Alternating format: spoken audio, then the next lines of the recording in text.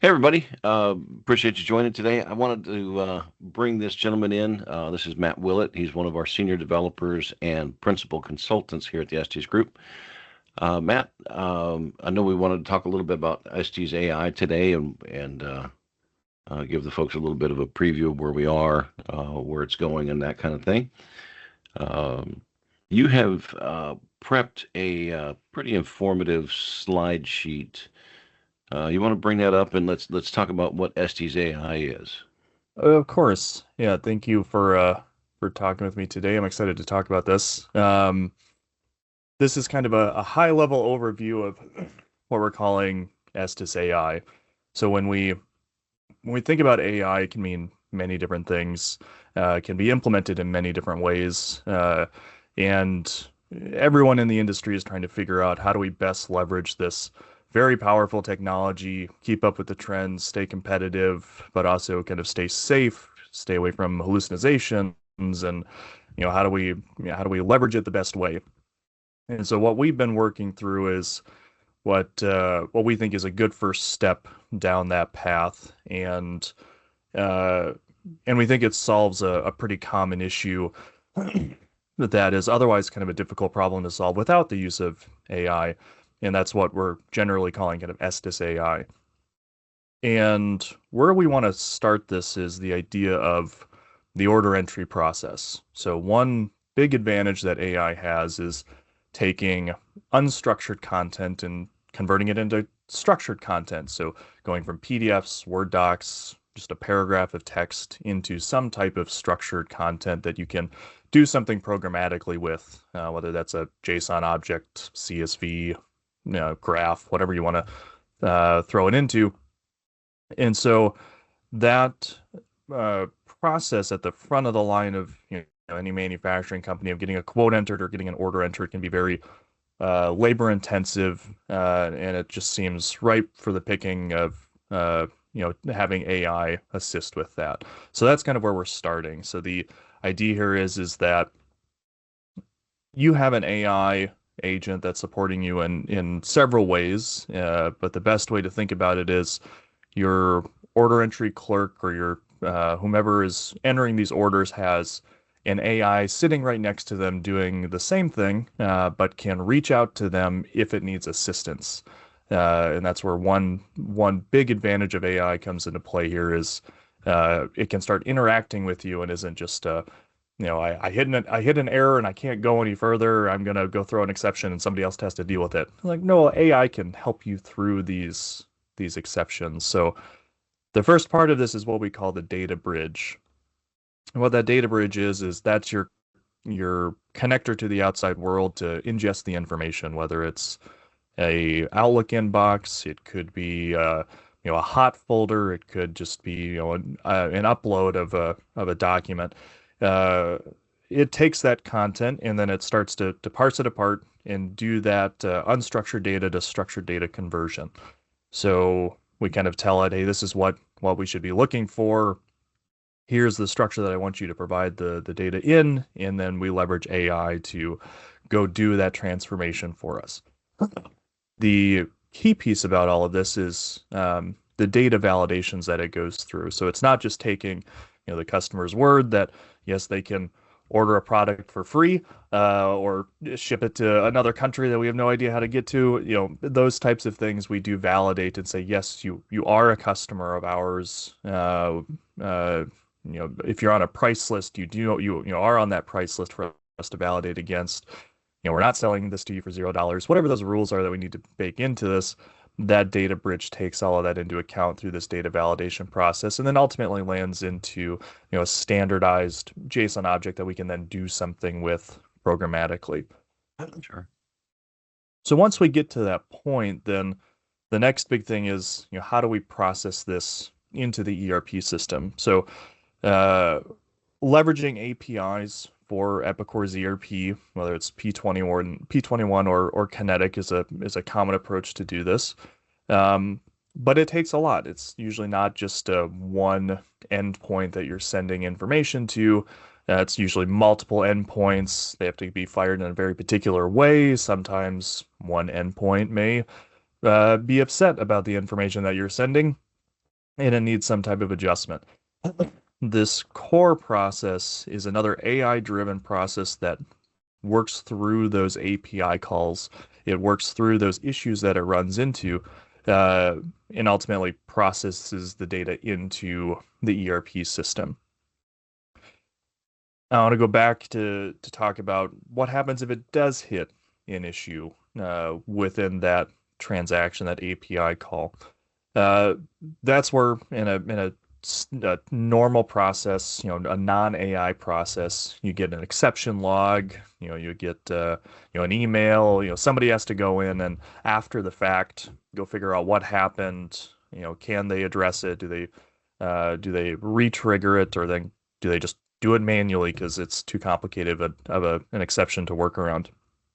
That's what we're trying to avoid in this process. We want this whole AI routine to be able to, in real time, reach out for help if it does hit an exception and try to work through those exceptions before it throws up the white flag and says, I'm sorry, I can't handle this. You got to do it manually. And we do that with AI through this assistant. So we're implementing a Teams assistant. So in practice, it's a Teams chat. It's like you're talking to another individual on your within Teams just through a chat, where the AI will reach out to a designated person, that other order entry clerk or individual that's doing, the rest of the order entry that knows the answer. uh, it will reach out and say, "Hey, I hit this issue.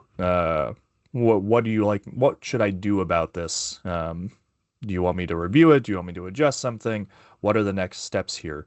And then it can have that interaction with that user, hopefully work through that issue, and get to the point where it can process that API in full. Um, or if it's just too big of an issue for it to handle, then it gets to, well, I'm sorry, I did our best, but someone does have to look at this and manually enter it. But the goal is to avoid that as much as possible. So, kind of big picture here, what the what our hopes are that this is enabling is that ability to not only have an automated process, but an automated process that has real-time feedback. It has the ability to, I didn't mention this, but the ability to learn based off of these interactions with that AI or that order entry clerk or that other internal resource, so that as you're giving it these instructions, it can actually store those off and say, you've told me about this before. I don't have to reach out to you again. Let me go do that. Um, so you build up these AI assistants, and hopefully, at the end of the day, you have a very powerful AI assistant or agent sitting next to you that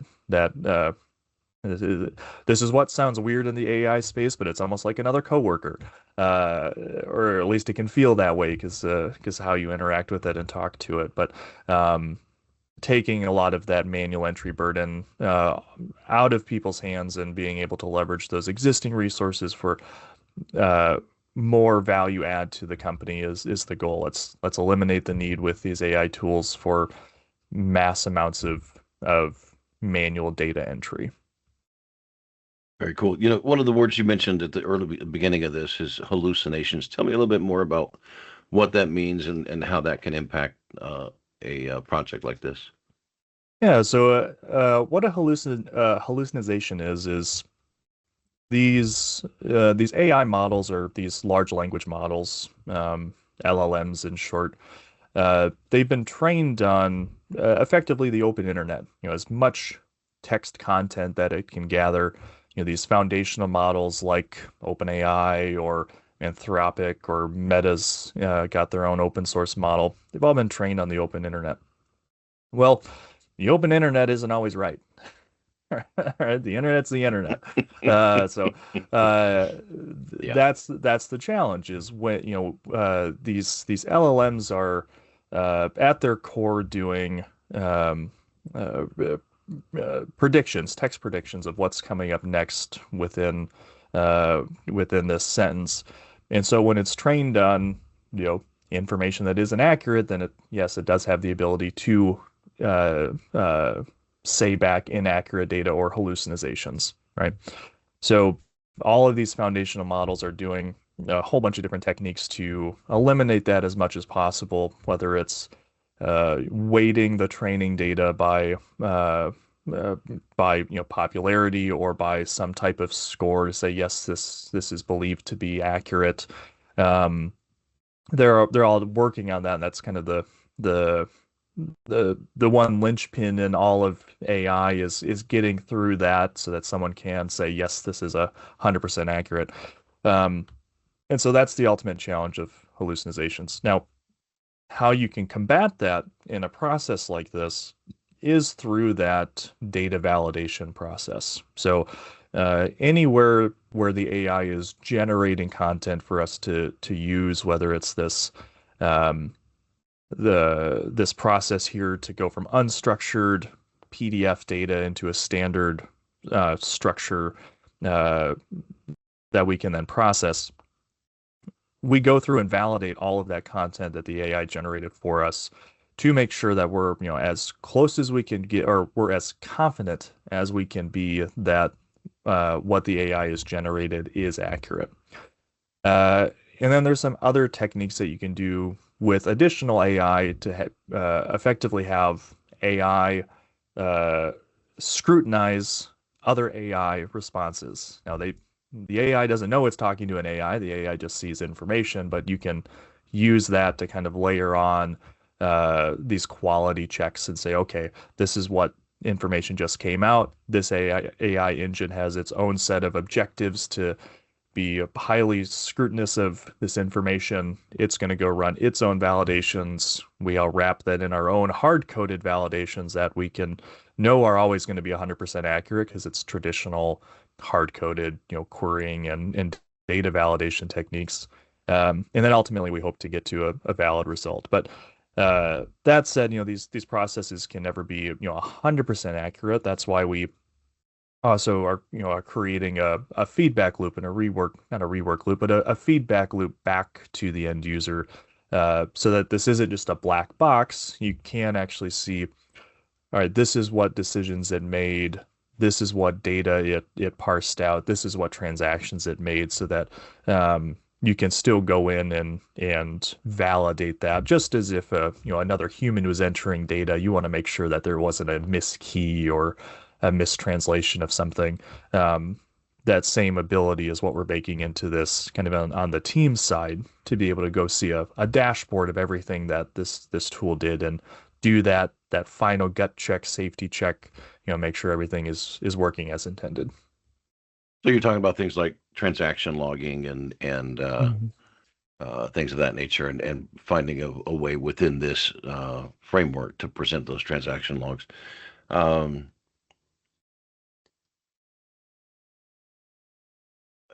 Essentially, what I hear you talking about is sort of two separate projects that have a common theme between the two of them, right? The fundamental framework being that common theme. Um, let's talk about the individual projects where we are on those projects, and maybe if you can work in a demo of one or two, that'd be helpful as well. Ooh, on the spot demo request. All Yeah, right. yeah. Blue screen, here we come. Yeah, so we've been doing a lot of work in various different angles of this whole project to kind of prove out, yes, this is possible. This is how it would work. This is how you would interact with it. Um, in prep for kind of going full tilt on this objective, which we have started doing. Um, so some of the other things that we've been working through or working on are uh, kind of what this core application is doing. So, I mentioned the core application is not only just making the API requests to a database, but it also has access to a knowledge base. So, if it reaches out for assistance, that order entry, that internal employee is saying, "Hey, I want you to do this every time you get order from this customer," or I never want you to do this again, or whatever those rules are. Those get stored off into this knowledge base. uh, and then are able to be retrieved by the AI and used within that process. So we proved that out kind of internally. How do we best leverage this? How do we best deal with the structure of the knowledge base? How do you find the right content? How do you validate the right content? All of those moving pieces. We had to prove that out. We had built ourselves an internal tool to that knows about all of our internal documentation. So whether it's this is how we have all of these user manuals on XYZ or all these internal documents that we built on ABC.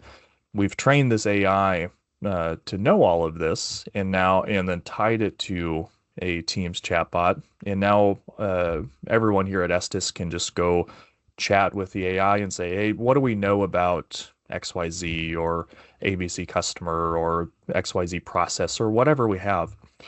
And it will go and find all that content, summarize it for you, send you some bullet points, say, hey, this is what I found. Do you want to kind of dig deeper on any one of these? Which you can then say, yes, let's talk more about this document or this process, and it'll start having that conversation with you. Or it'll just give you a link directly to that content where you can get back to the source material. So again, going back to the hallucination, if there was any doubt in what it was saying, you have that direct link back to the source, and you can say, okay, this is where we were headed with that. So that's one project that we've kind of proved out. That some other things that we had done with that is having the ability for it to call an API and for it to get data out of a system. So this is kind of in reference to the data bridge side of things on the data validation part. So when you're doing data validation, you're going to be needing to query a database, make sure that that data exists. So you're dealing with APIs, you're potentially dealing with straight SQL calls, however you'd want to architect that. We had built that proof of concept internally as well with this chatbot. This same team chatbot can do all of this. And what's fascinating about this is how we have architected AI to start making its own decisions. And this kind of steps you into the world of AI agents. So when you're in the world, I'll take a step back here. When you're talking about an AI agent, it's not just a single back and forth conversation. It's not just doing, a data lookup against a database. What you want it to be able to do is understand what you've asked it to do and it to figure out the next steps it needs to take to get to that answer. So it may not just be a single step process. It may be a multi-step thing that it needs to go through. And you can even see how, say, like OpenAI has done this in their own UI. If you go to chatgpt.com and you ask it a question, you see it say thinking, right? Well, when it's thinking, it's figuring out what are those logical steps that I need to take to get you the result that you're looking for. We've started to build that, and the proof of concept that we built is you now have access to this database. In our case, we wanted to kind of go to the extreme and see how far we can go safely. Yeah, and that was giving it access directly to a SQL database. Something that makes every IT person's back of the neck just raise up and go, why would you ever do that? It's like, well, let's try it and see how safe we can make this and kind of prove to ourselves that you can eliminate hallucinations and put guardrails and be safe about this. So how we achieved that was by essentially training the AI, hey, you have the ability to make this SQL call, but you can only use this schema of data. So here's the tables and the field names that you're allowed to use. That's it. And here is what those tables are. Here's the definitions of the fields. Here's why you would go after this information. And so just as an example, say we taught it on customers and orders, two simple Right. tables. Hmm. Once we trained it on that, we put the mechanisms in place to say, all right, when you generate these SQL statements, you're only allowed to kind of fill in the blank of these statements. You can't just write a full SQL statement. So, we're going to hard code a select statement, but you can populate, what is the table name and what is the field name that you want to get. And that's it. And maybe a filter condition. But you're not allowed to, say drop table A, right? You're only allowed to fill in the blanks of this already built out SQL statement. So that's kind of the safety check number one right there is yes, AI could generate the whole SQL statement. We don't want that. We're saying you can only do this type of interaction with that database. The second step is, all right, we've told you what fields and tables you can use when you generate what that query is. We're going to revalidate those against that same schema and prove out, yes, you aren't doing anything that we haven't told you to do. So that's that final safety layer. So now at the end of the day, it's outputting a SQL result that we have control over exactly what it's doing, exactly what it's touching. You can go to the next levels of security in this and create security profiles at the database level to say you only have read access, or this is the final say in security here at the database level for that user account. Sure. And so now we have this secure process. So once you get all those tools and framework built up, we've told the AI, hey, you have the capability of querying the database. Here's the information that you can go touch, and that's it. And so now the fun experimentation comes in. So when you start asking the AI questions like, who are our top customers, or who are our customers in our database? It knows what tools it has available and what it can go do. It will start generating that statement or that SQL statement, calling the database, getting the data back, summarizing it or beautifying it into a new, a nice layout to have a conversation with you about, and spit you out the information. And at a simplistic level of just saying what customers do we have in the database, that just works. That's a single SQL statement, spits out the data. We all move on. What's interesting is when you ask it a question that involves multiple sets of data. So, for example, we asked it, how many orders do each of our customers have in our database? Now we haven't given it access to do join statements on queries. We haven't given it access to do groupings, a group statement to be able to say, grab me all of my order data grouped by customer ID. We haven't given it that. So when we run this, we can track kind of all of the iterations that this AI agent has went through. Oh, excuse me. Getting over a slight cold here. Yeah, take your time. So yeah, when we ask it, hey, how many orders do each one of our customers have? We can see the thought process that it goes through. And what we found is it started off with a logical way of doing this of, hey, select, star from order head, group by customer ID. Well, we didn't give it access to be able to group by customer ID. So it can't do that. So it gets a result that doesn't satisfy what it's looking for. The AI then makes the decision of, oh, well, that didn't work. Let me try it this way. So then it did a few other iterations of this. I think it did 3 in total. Well, the third iteration, what it figured out was, okay, I can't do grouping statements. I can't do XYZ against the order table, but I have access to the customer table. So I'm going to go query the customer table. Now I have all of my list of customers. I'm now going to loop through that list of customers and go query my order table for every order that they have. And now I have all this content. I'll then count it all and then give you the number back. Because as a reminder, we haven't given it, a group by or any functionality to get a count back from the SQL statement. It did that on its own, having all of the data from that it queried out of the database. So this is the aha moment in all of this is uh, it can not only make these singular transactions or even chains of transactions, it can start figuring out how to uh, uh, make the transaction, make multiple transactions, reorder the transactions.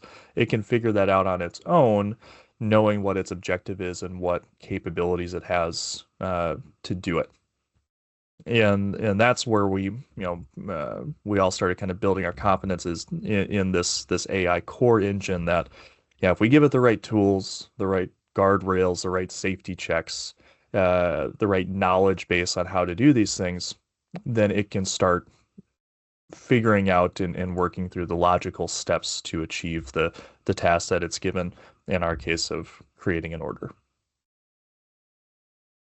Fascinating stuff. So, kind of flying this back up to 30,000 foot, um, I think one of the two projects that we were tasked with was to create an email box to order process that essentially would take something directly out of Outlook, convert it over to what essentially looks like a PO, and then take that PO information in the form of a JSON and then run it through and drive it into ERP du jour, right? Into Epic Mhm. or P21 or Acumatica or Infor.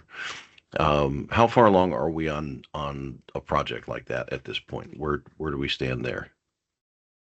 So we kicked this kind of formally off maybe a few weeks ago, but luckily we have a lot of the building blocks of this, kind of foundationally already built through our other experiments. So right now, what we're working through is uh, the primary functionalities of the core and the data bridge first, so that we can get that interaction working.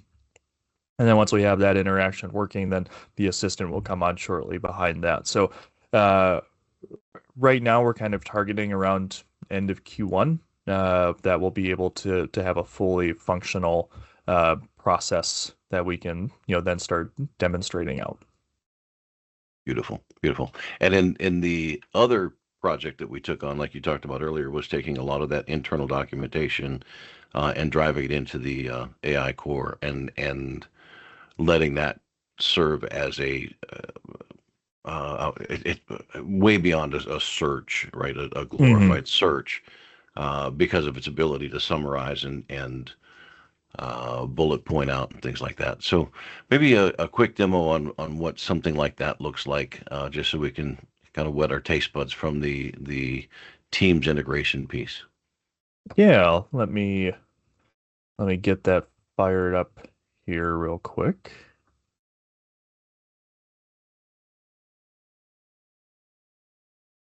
There's no chance at all it's going to blue screen, so don't worry about that. Or that the window's going to break when you throw the little steel ball at it, whatever it was. Yeah, I need to throw some salt over my shoulder, Hmm. pray to the demo gods. Yeah, All right, so let's see.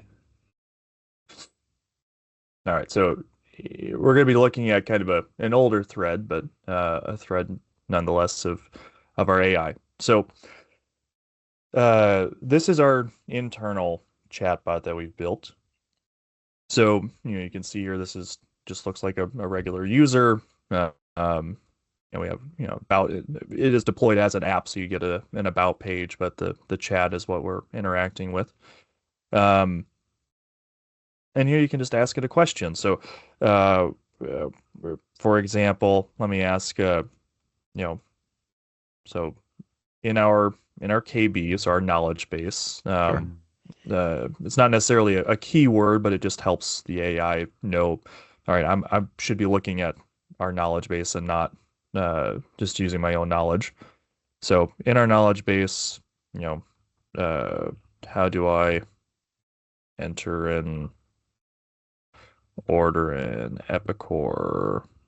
Let's just do Profit 21. So this is going to sit and think for a second. And what it's doing is uh, it's first recognizing that, oh, you asked me a question about what's in our internal knowledge base. I'm not going off and doing database lookup or any of these other tools that we've taught it how to do. Uh, it then takes that prompt and it will first go and try to find the content in the knowledge base. So we're following a pretty typical RAG process that you would see in the AI space. And what that means is all of our knowledge base is stored in what's called a vector database. What a vector database is it's a very specialized type of database that enables you to do vector-based searching. What the heck does vector-based searching mean? Uh, you can think about a vector database as a 3D uh, uh, graph, if you will. So you have three dimensions within this graph. And when you put information into this database, it starts taking that information and semantically figuring out where does this information best align to a category or a topic or of the rest of the information that's in there, and it puts that content in a point in 3D space. So you literally have XYZ coordinates of where this content is. And so you populate all these points in this 3D grid. When I ask it a question, it's doing that same logic to say, all right, I'm going to figure out where this prompt fits into that 3D grid. And then it goes and gathers the points that are the closest to them. And those points are the content that it pulls. So it'll then pull all of that content. And now we just have raw information that we can then feed into the AI and say, here's all of the information that I found on this topic. Now I want you to do what you're good at, which is summarize and start having a conversation with the user to help understand this information. So that's what it did here. So it went and grabbed. It looks like it grabbed one file, which was the most relevant, which, funny enough, is called "How to Create an Order in Profit 21." So pretty nail on the head there. And so it grabbed all that information and then it started summarizing it for us. So now we have a simple summary of how to do these steps. If I wanted to have it go into a little more detail, so kind of oh, let's see. Tell me more about step. What would have more information about it? Step 2, sure.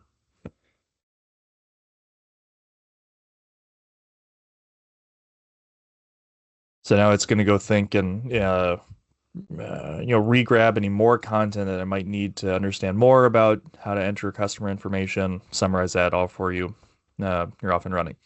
But while it's thinking, what you'll also notice is we now have a link. We have a URL to our internal document storage.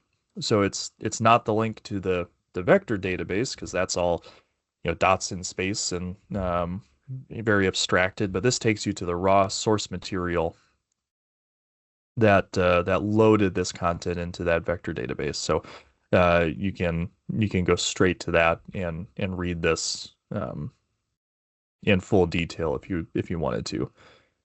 So yeah, here's kind of what it looks like, as it's describing more about what step 2 is. It's telling me what does that customer ID mean, it's company ID, sales location, all of these different field definitions. I gave it a pretty useless ask, not really directing it to tell me more about step 2. But it did its best to try to describe what all you need to do to fill that step. So yeah, with this capability, it kind of opens up the door to many different things.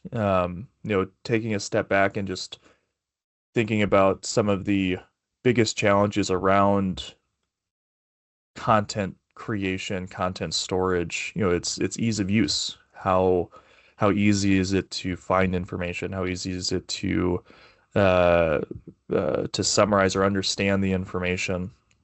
You could have tiers and tiers and tiers of folder structures of all this content in various different places. It may be poorly organized, maybe all over the place. Well, when you put in a tool like this, that no longer matters because now we're searching by the content. It's doing all the heavy lifting for us, and um, it's like you have the power of Google in your hands, but wrapped around an expert that can explain it to you in greater detail. Uh, and so just from that ease of use standpoint, that's where one of these huge, valuable opportunities are with this. Um, because this information could be anything. We just happen to train it on a lot of, Epicor content and things like that, but this could very well be, what are your internal processes? What are your internal org structures? One of the challenges in larger orgs is who do I go talk to get something done? Who's in charge of what? That information you could be feeding into an AI, and now you have a HR assistant that you could be talking to learn more about your org. Anything you can imagine. If you can write it down, you can train the AI on it, and that ultimately helps your users. Yeah, to me, it's super exciting for a multitude of reasons, not the least of which is it levels out the knowledge now uh, Mhm. across the enterprise, right? So everybody understands if they're asking the same question or similar question, what the steps are, right? Mhm. So it's going to give you consistency. It's going to give you repeatable steps, and that to me is already a huge win. And whether this is as you say, Epicor focused or P21 focused or whatever centralized database or data library we throw at it, right? Now all of a sudden it's uh, vertically aware, I guess, into the next. Mhm. So great work, super fascinating, and certainly appreciate all of the detail and time you put into it. Where do you think this is going? Where do we go from here? Yeah, obviously we'll get these two projects wrapped up and put pretty bows on those. But where do we go after this? What are customers asking for? What are they talking about? So I think it could go a lot of places. Well, one I kind of mentioned, I think uh, just as groups like us have challenges of just making sure everybody's doing the same thing the same way, on how to support a system.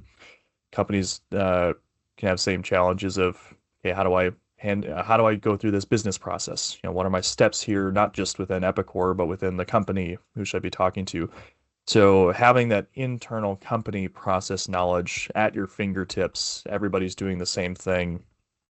It's valuable for any org to be able to do that. So uh, I can imagine, deploying effectively just the core of this process out with a knowledge, with that knowledge base on it, where you upload whatever content you'd like into it, or if there's different categories of content, so that you can have different chatbots that are experts in different areas to Mhm. be able to go talk to.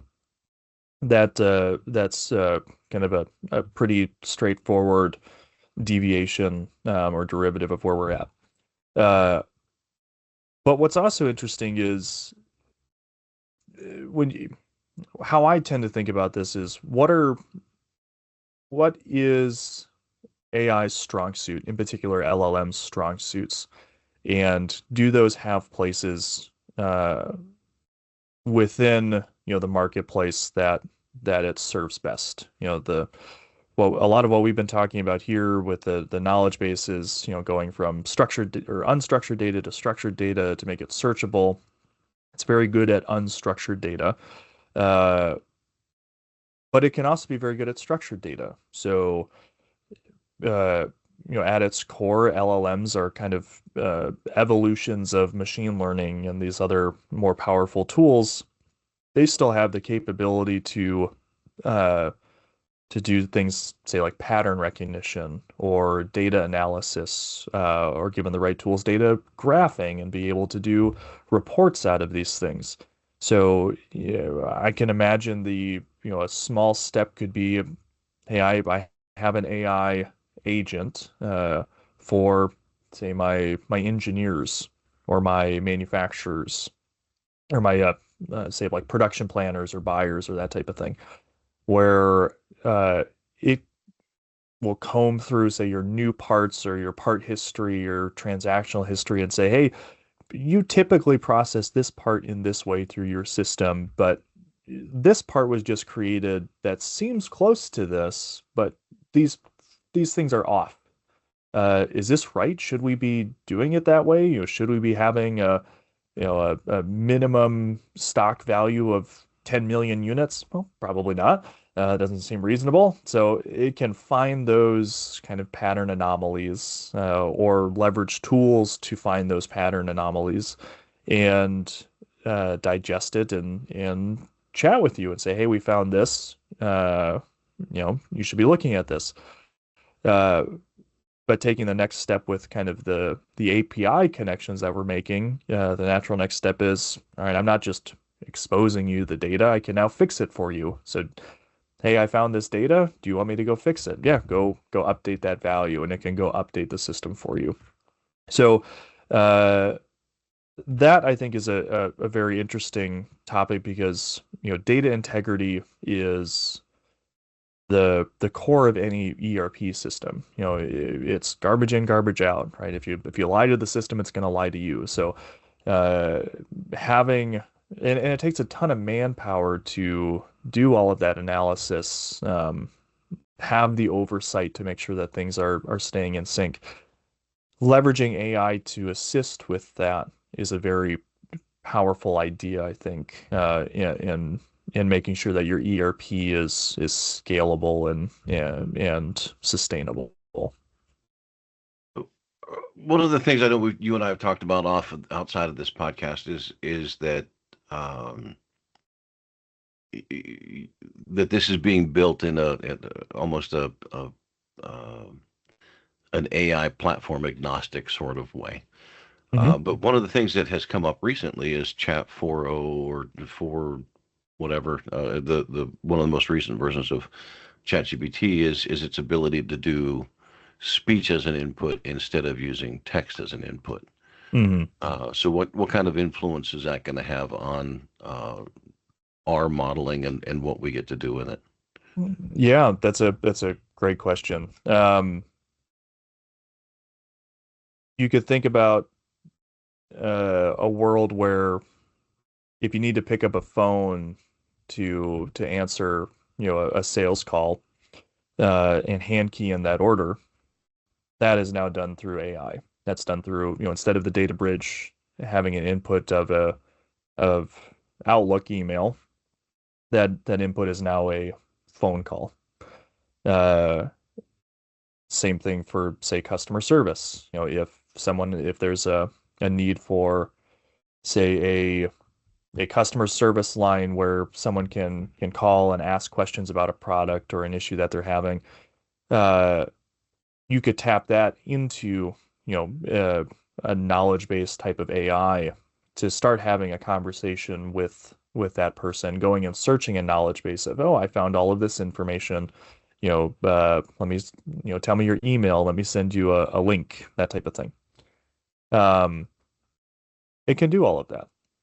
So, yeah, the technology is expanding so uh, quickly and accessibly that being able to leverage these new technologies for these new, creative ways to support your customers um, is exactly where we can head with this type of idea.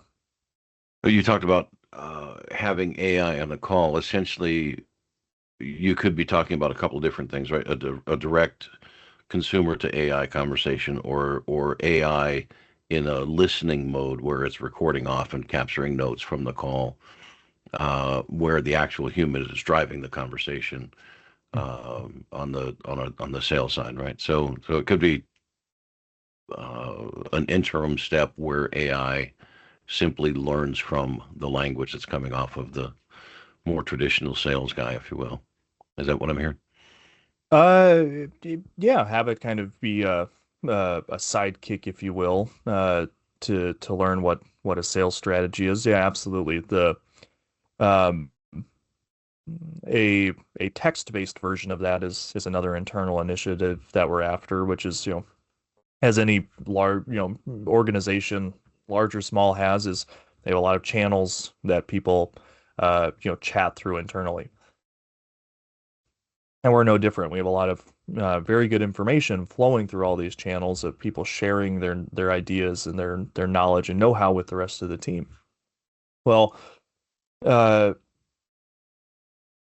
how often do people get time to write all that down and document all of that? You're doing brain dumps every day. No one would ever be able to get any work done because you're typing all day of everything that you know.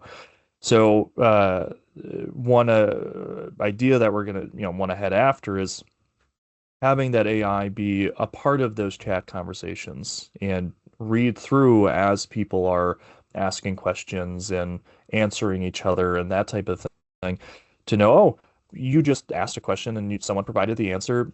That should be stored content now. Let me take all of that. Maybe I'll go ask a follow-up question to get more information, who knows, but I can take all of that content that you just shared with everybody and taught everyone, write that up into a formal knowledge base article and then go store that off. And now we have that internally for everybody to go access. And now we're not, swamping, Billy Bob over here asking him questions every day and he can't get any work done, right? I would So imagine at some point, sorry to interrupt you, but I would imagine at some point that the AI bot would then have that to reference and go, "Hey, I think I can present the answer because it came up prior." So it would go and read it, and then the AI would start answering the questions that it was capturing from prior.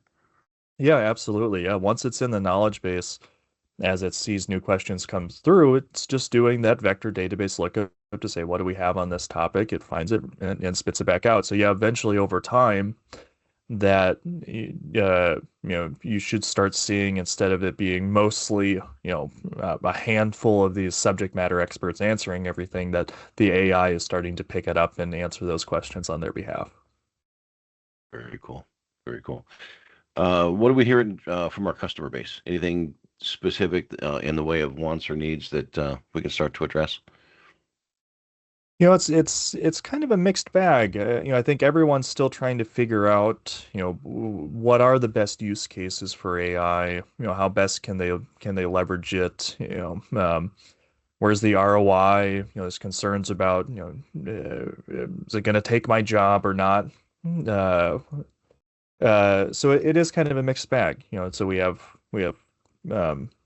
some interest in, can we leverage AI to tap into a knowledge base and do uh, some email automations, internal routing, email automations that are otherwise, very human capital intensive. Um, yeah, the order entry is a big one. The data integrity, validation process is a big one. Um, but I think it's just taking us. I think everybody's looking for the answers, but the resources are a little shy to comb through, the forest, or find the trees through the forest. I'm probably butchering that saying, but forest through the trees. Thank you. There we Um, are. uh, to know what is the best way to leverage that, and that's why I'm hoping with these conversations we can start kind of shedding a light to say, hey, think about these needs that are very human intensive, that are repeat processes, or the knowledge is relatively straightforward, or somewhere that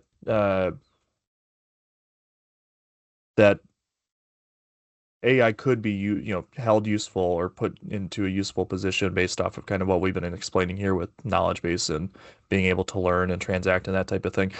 Just to really have these conversations and start thinking about, where does that fit into your business, or does it fit into your business, uh, and how can we build tools to support that? Excellent. Fascinating discussion. Appreciate all of your time today. So certainly, as you folks are listening to this podcast and ideas are hitting you, um, certainly one of the things that you can do is reach out to our sales department here at Estes, and they'll be glad to get you engaged with smart folks just like Matt here and get you And aimed the right direction. and I promise the sales isn't AI. You'll get a real person. Yeah, Nate will definitely be there. Um, no, again, fascinating discussion. I'm beyond excited with where this is going to go, and glad you're aboard to help push this along. This is fantastic. Yeah, thank you. Absolutely. All right, everybody, have a good day. Appreciate your time. All right, thanks, Bill.